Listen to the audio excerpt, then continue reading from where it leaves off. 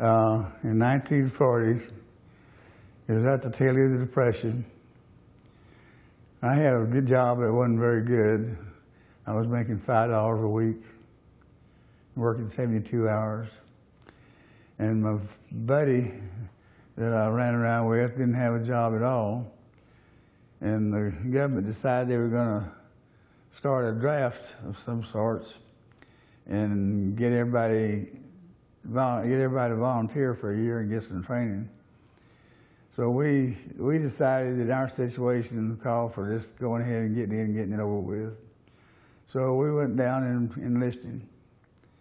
And we were sent to San Antonio, Brooks Field.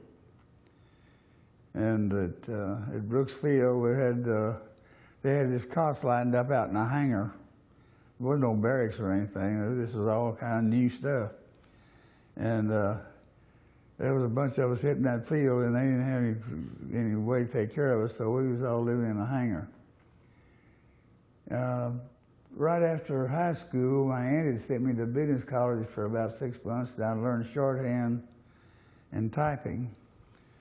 So some officer came into the hangar one day and said, "Can anybody type?" Well, then really that was supposed to be a no-no. You weren't supposed to admit you could do anything. I mean, volunteer. But I was dumb. So I said, "Hey, I know shorthand and typing."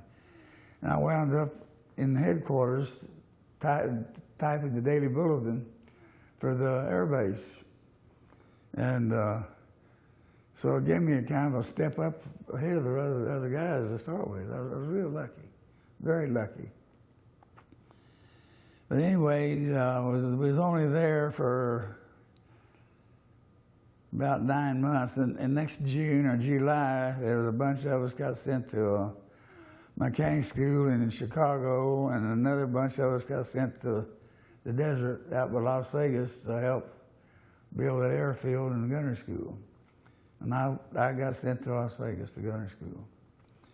After we got the field built, they picked different groups, 3 or 4 of us at an area, and they sent some of them to B-17 bomber factory, some to B-26 bomber factory. They sent small groups of us to different factories to see how the turrets were mounted, gun turrets were mounted in bombers, and what was all that was involved. Ran us through a few classes in a hotel room. This just lasted about a week. And then we were sent back to Las Vegas, and a bunch of gun turrets had been shipped in crates. And they said, "Okay, you guys go down there and open up those crates and put those gun turrets together." Well, the nearest we'd been to a gun turret was set in a seat off about 100 feet from a bomber plant, and see a turret dropped in with a crane. That's the only thing we saw about a gun turret being built or being mounted. So there's a young fellow that was born in Pennsylvania, was assigned to me as an assistant to go down there and help put turrets together. And it took us 3 weeks to put the first turret together and mount it in a trailer where we could use it as a training apparatus. And after a few weeks, we could put one together in 45 minutes. We had gotten educated. And in this gunnery school, there was it started.